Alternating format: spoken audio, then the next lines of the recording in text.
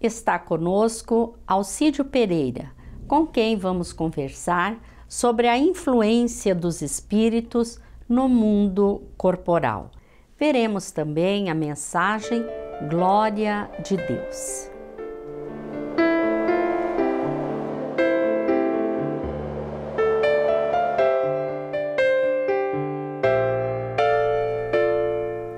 Os espíritos desencarnados estão por toda parte, transitam pela dimensão física, atraídos por afinidade.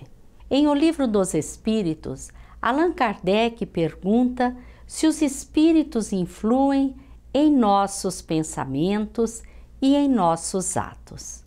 E os espíritos responderam que influem muito mais do que imaginamos, que de ordinário são eles que nos dirigem. Em O Livro dos Médiuns, Allan Kardec coloca que essa influência é permanente e os que não se preocupam com os espíritos ou nem mesmo creem na sua existência estão expostos a ela como os outros e até mais do que os outros por não disporem de meios de defesa. Será que todos estão sujeitos à influência dos espíritos desencarnados ou somente os médiuns? É sobre a influência dos espíritos em nossos pensamentos e atos que vamos conversar depois da mensagem do Momento Espírita.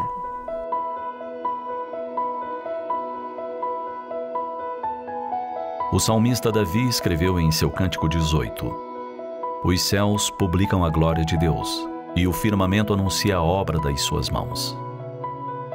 Contemplando-se a noite estrelada, pode-se ter ideia do que desejou expressar o salmista. Não há quem não se sinta tocado em sua intimidade e se deixe extasiar pela beleza de uma noite bordada de estrelas. Tantas são as maravilhas do universo que somente nos levam a reconhecer a existência de uma inteligência superior à humana. E é esse mesmo Deus que, como artista, colore os céus no cair da tarde, salpica de cores as flores e estende o tapete verde na pradaria, como uma imensa colcha de retalhos bordada em motivos variados. Como esteta, capricha nos detalhes das escarpas que apontam para cima, como se esmera nos contornos das rochas, recortando montanhas, vales e planícies. Qual um exímio químico, transforma a terra e a água em seiva e açúcar.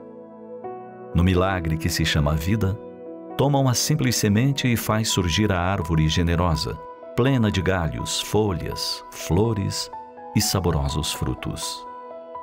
Sábio, concedeu instinto aos animais para a perpetuação e conservação da espécie. Por isso, se observa a vespa preparar cuidadosamente o local para colocar seus ovos, pois o instinto lhe diz que ela não viverá para ver a sua prole. Com sua técnica de dar inveja a qualquer entomologista, ela imobiliza um gafanhoto e ao seu redor põe os ovos. Morre em seguida. As larvas, ao nascerem, têm o alimento assegurado. É o instinto que guia o João de Barro a construir sua casa com a porta para o lado oposto ao vento do inverno, jamais se enganando. E assim protege seus filhotes do terrível frio que poderia matá-los. E enquanto dotou os animais com o instinto, que é uma nota melódica monótona, concedeu ao homem o raciocínio, que é uma sinfonia completa. Tem razão o salmista ao proclamar que a lei do Senhor é perfeita, que os seus preceitos são retos e deleitam o coração. Um dia transmite esta mensagem ao outro dia, e uma noite comunica à outra noite. Não é uma palavra nem uma linguagem cuja voz não possa perceber-se. O seu som estende-se por toda a terra, e as suas palavras até as extremidades do mundo, e nada se pode subtrair do seu calor.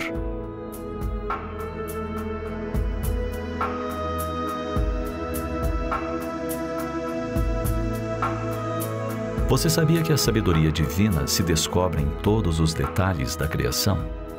E que para a filtragem conveniente dos raios solares para a Terra, a providência divina edificou usinas de ozônio a 40 e 60 quilômetros de altitude? Assim, em todos os tempos, a beleza junto à ordem constitui um dos traços marcantes da criação.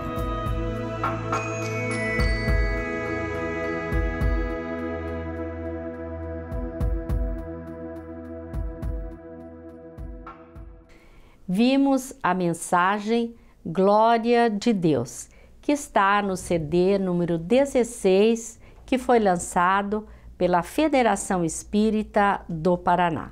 Agora vamos conversar com Alcídio Pereira, palestrante espírita, membro da Associação Espírita de Maringá. Amém.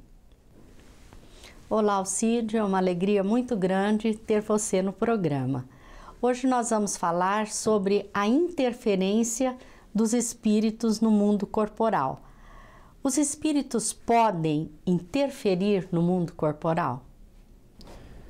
A doutrina espírita, através do seu codificador, Allan Kardec, que era pedagogo e portador de muitos conhecimentos científicos, ele comprovou que, de fato, os espíritos podem interferir no mundo corporal. E essa influência se dá somente sobre os médiuns ou sobre todas as pessoas?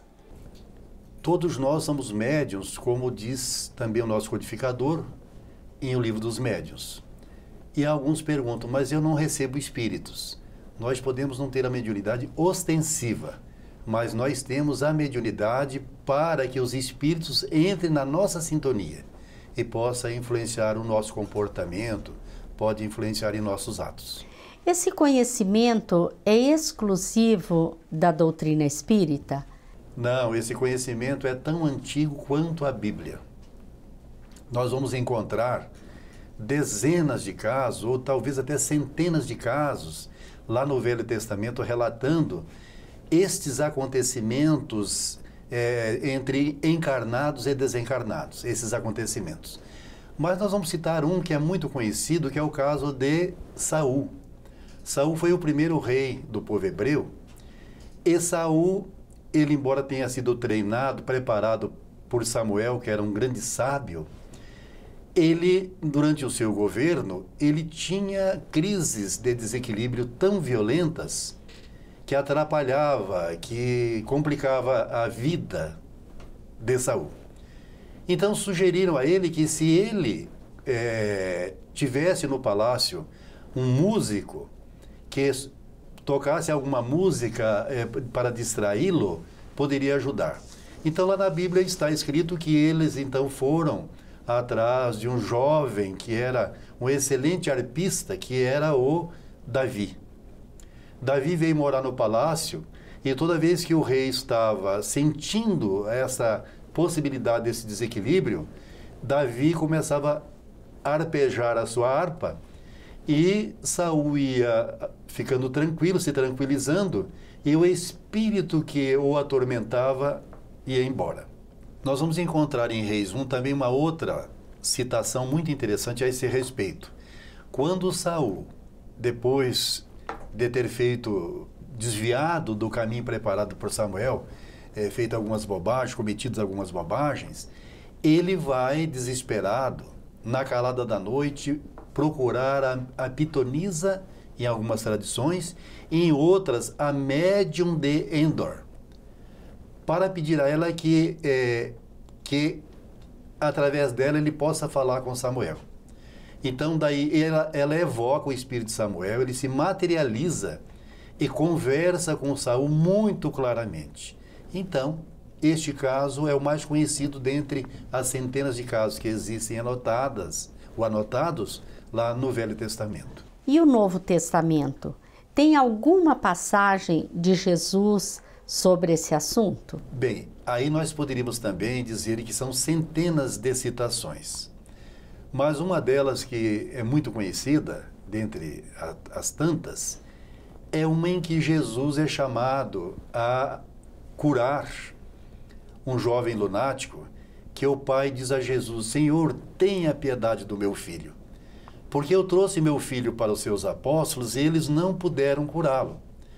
Mas o meu filho, esse espírito mau que está com ele, às vezes tenta jogá-lo no fogo, outras vezes na água, e eu então estou precisando de ajuda. E Jesus aí, ele olha para o jovem e ordena: sai dele. E o jovem vai se acalmando e o jovem então volta à vida normal.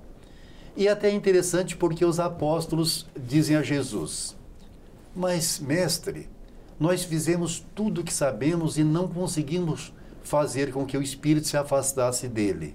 Por quê? E Jesus diz: para certa casta de espíritos é preciso muito jejum e oração. O que vai fazer as pessoas confundirem que Jesus falava do jejum material, do alimento físico, quando Jesus está falando do jejum moral, comportamental, do jejum de bons pensamentos, de ter autoridade sobre esses espíritos. O Espiritismo trata das relações entre o mundo espiritual e o mundo material. E o Livro dos Espíritos é a sua obra básica. Em quais questões do Livro dos Espíritos é tratado esse assunto, Alcídio? Bem, o Livro dos Espíritos trata disso de maneira tão didática que seria muito bom que todos os espíritas estudassem bem as questões da 456 a 472. Nessas questões, o Kardec tratou da influência dos espíritos no mundo corporal. Mais precisamente, nas questões 459, 464, 467 e 469. Nessas 4 questões, elas têm um resumo da lei das sintonias que já seriam suficientes para que a gente, pondo em prática o que ali aprendemos, a gente ter uma vida equilibrada, a gente evitar muitos transtornos que às vezes nos acometem. Se os maus podem influenciar, por que não poderiam os bons, que têm mais poder, não é? E frequentemente perguntam se há como distinguir a influência de um bom espírito e a de um mau espírito. Assim, na 464 ele vai fazer exatamente essa pergunta: como distinguir se a influência é de um espírito bom ou de um espírito mau? A resposta foi: os espíritos bons só para o bem aconselham. Examinai as influências que você está percebendo sugeridas, e aí então dá para você deduzir quais estão influenciando os bons ou os maus, né? Sabiamente ele respondeu, né? Exatamente. Exatamente. Alcídio, é possível o homem não sofrer a influência dos espíritos que querem prejudicá-lo? Também essa questão faz parte dessas que você mencionou, né? Essa questão é tão interessante que ela seria, assim, um norteador do nosso equilíbrio. Porque o Kardec, ao fazer a pergunta se é possível evitarmos a influência dos maus, daqueles que nos querem, pode o homem eximir-se da influência dos espíritos que queiram arrastá-lo ao mal? A resposta foi: pode. Pode, porque tais espíritos só vão ao encontro daqueles que pelos seus pensamentos os atraem, ou daqueles que pelos seus hábitos os chamam. E aí é interessante que a gente comente que é muito fácil nós deduzirmos como é que andamos nós, a nossa relação com o mundo espiritual. Porque o que a doutrina espírita nos fala, nos ensina, e que não somente a doutrina espírita, mas hoje outros pesquisadores também chegaram à conclusão, é que os espíritos, eles não deixam seus vícios quando retornam ao mundo espiritual. A pessoa após a morte, ele leva impregnado ou impregnados no seu perispírito os vícios que aqui ele teve. E após a morte, ele vai continuar sentindo a necessidade, se era tabagista do tabaco, se gostava da cervejinha da cerveja, do uísque, ou das drogas mais pesadas, ou da maledicência, enfim. Ele vai sentir essa necessidade. E aí aquele que fumava, quando tem o desejo de fumar, ele vai atrás de quem? De alguém que está pensando em acender o cigarro.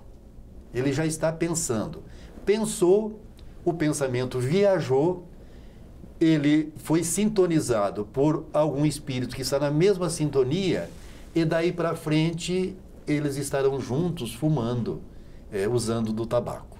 Assim vai acontecer com a cerveja, com o uísque, enfim, com todos os nossos vícios.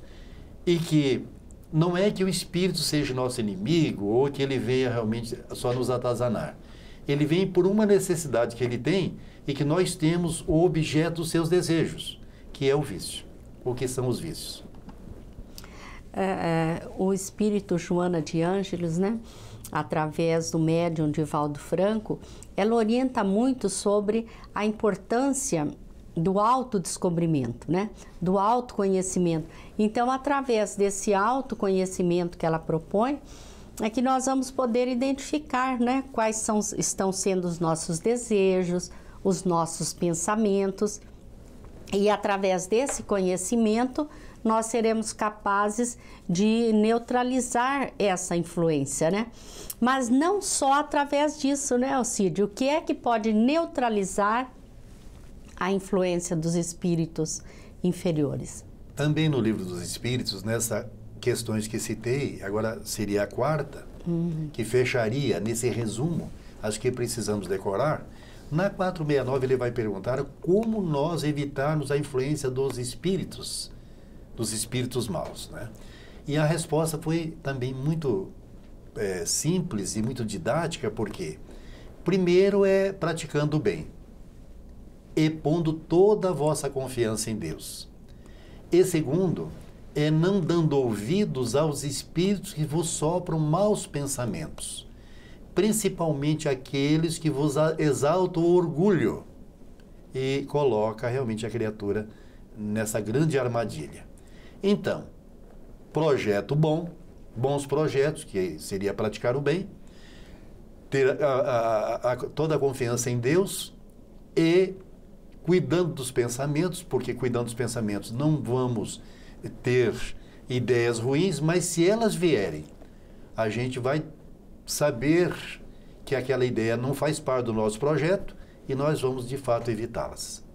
Tem um hábito que eu acho que ajuda muito nessa questão, Alcídio, que é a boa leitura, não é?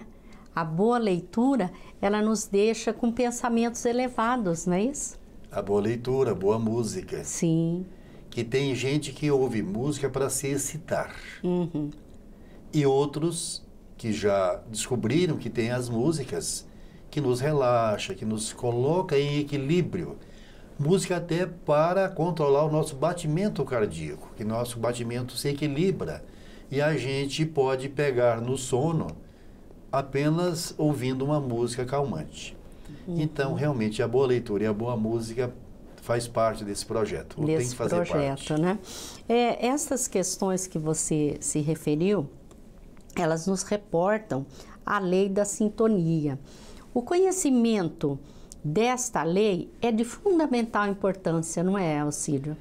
Olha, o espírita, ele tem a obrigação de conhecê-la, porque se ele é espírita e ele sabe que é possível os espíritos influenciar-nos, e ele tendo essas questões tão práticas de seguir, eu acho que não tendo esse projeto de vida, seria realmente uma perda de tempo, seria uma grande responsabilidade.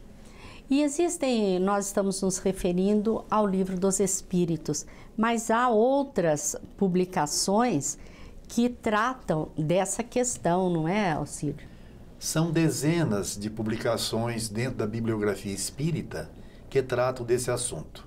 Nós temos os livros de Manuel Filomeno de Miranda, que aqui eu trouxe apenas uma amostra, mas que esse nosso grande orientador, o Manuel Filomeno de Miranda, através da mediunidade de Valdo Pereira Franco, ele publicou uma série nos trazendo esta certeza realmente da comunicabilidade e trazendo casos para que a gente possa comparar, para que a gente possa tomar como exemplo.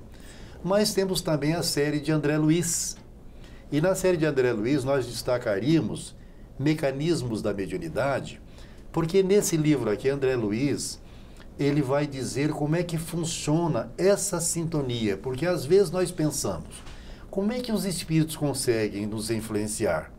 Nós vimos no livro dos espíritos que é através do pensamento. O nosso pensamento, diz nesse livro aqui, explicando tecnicamente, nós somos como se fôssemos uma estação de rádio ou de televisão, que nós estamos constantemente enviando ondas e recepcionando ondas. Então, diz André Luiz nesse livro, nosso pensamento se transforma em ondas e viaja.